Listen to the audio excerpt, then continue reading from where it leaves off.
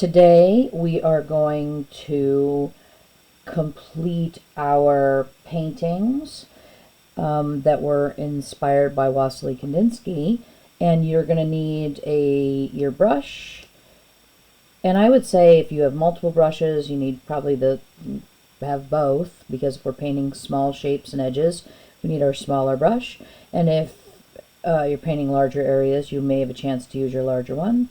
You need a cup of water, your watercolor pencils, and your drawing on watercolor paper from last time. And what we're going to do is start adding color.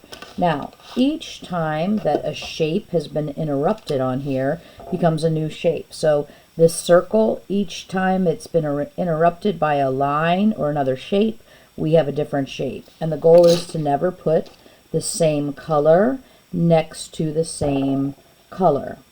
Now, if you remember, we can mix colors, and when we're looking at the color wheel, colors that are close together, like yellow, yellow, orange, orange, to red, orange, and red, these all can be mixed. So your yellow, orange, and red can be mixed, and pink can be mixed in there with no problem. Your yellow can be mixed with yellow, green, so the light green, the green.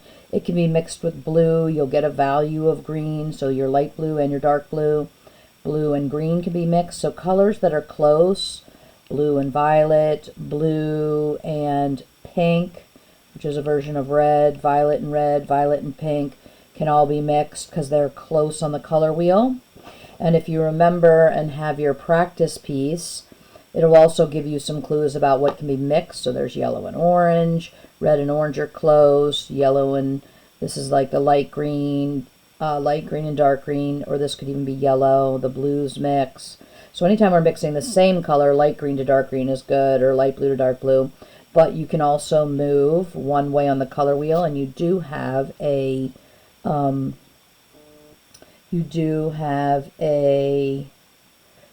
color study guide with a color wheel in it, so you can reference that.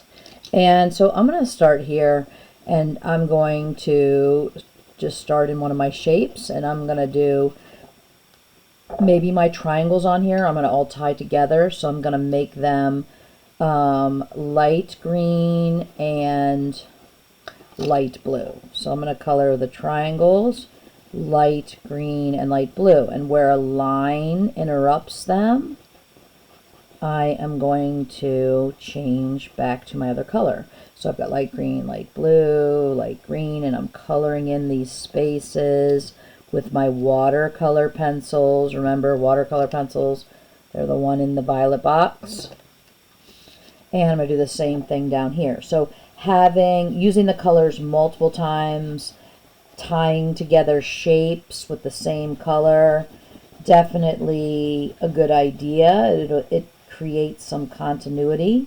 Now, it's not absolutely required, but it is one strategy that will tie our shapes together.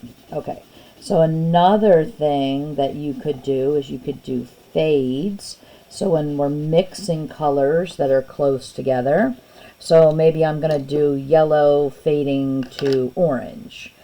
So I'm going to do this, and I'm going to do this in two fades. I'm going to do, orange that's going to fade to yellow. So I'm going to do heavy orange, and then I'm going to go light in the pressure, and then I'm going to go heavy yellow, and probably I'm just going to do heavy yellow all the way over that fade, since yellow is such a light value. Okay, and I'm going to skip this space, and I'm going to do the same thing here. Orange fading to yellow. So I'm going to lighten the pressure of dark orange fading to yellow, and mix where they meet. I'm going to stop when I hit that one, because I'm going to do my numbers something different. I'm going to also do this one here. So I'm going to make this sort of like a grid, where I'm going to do this orange and then fading to yellow. And then make sure I get into the corners. In the other spots in here, I'm going to do pure pink. So I'm going to contrast with a solid.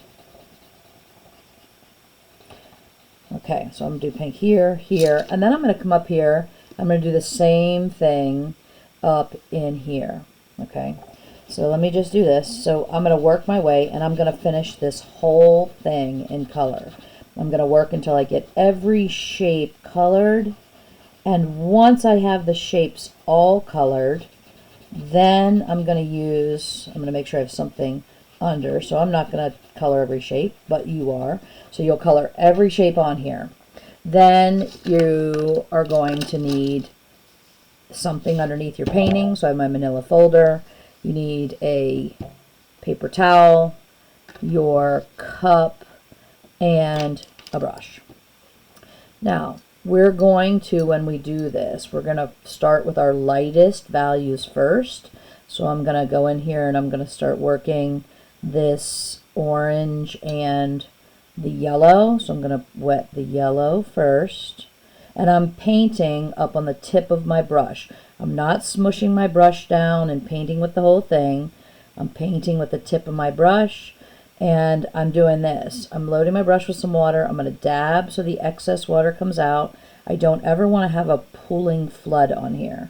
If you can see a flood of water, you have too much. And then I'm going to wet my orange. So I wet the yellow. Now I'm wetting the orange. And then I'm going to clean my brush, dab off the extra, and I'm going to brush where the two meet to seam them together. When you're done, you should not see any pencil strokes on here where you put the initial colors on here with the pencil. So when you're done, you should have wet and mixed enough, and you're always dabbing that excess water so you don't flood. And if you look like you're pulling too much, or pull a little too much orange, I'm going to dab and go in with a clean brush and then push the orange back. Okay, so I'm doing first my yellows, and none of them are touching. So when we do this, we want to try and work dry or a wet shape, and then let it dry before we come back to it and do a shape next to it. So none of these shapes shared a long edge. So I did my first three. Now I'm going to go away from there. Now, my next lightest color really would be pink, but I don't want to do pink because it's wet next to wet. So I'm going to go up here and do my green. And I'll do all my greens. So I wet them, and then I'm going to try and smooth it. I have lots of water still in my brush, so I'm going to wet this one.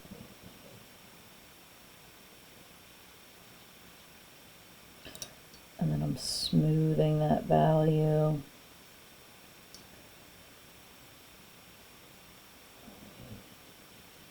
Now, I don't want to paint blue because blue is right next to this green. So I'm going to go up here. I'll do the greens up here. And I'll move my way around my painting so that I'm never painting wet into wet. And I'm always painting with the tip of my brush to control that water. And I will then, if my yellow is dry, so realistically I'd be painting all over this thing because the whole thing is covered already. Then I would go back. Okay, my yellow is dry. And I'll paint my pink, but I'm always watching where the tip of my brush is. And when I put my brush down, I'm always putting it down away and then brushing up to the edge. Okay, so I'm always putting my brush away and then I brush up to the edge while my brush is down on the surface. Because you never know, if you put your brush down and it has a lot of water in it, it will quickly flood and go across. So whenever I put my brush down, if I'm in a small space, I'm definitely pushing for the brush down. I watch how much water floods out, and then I push to the edges, and I'm always up on the tip of the brush. That is it.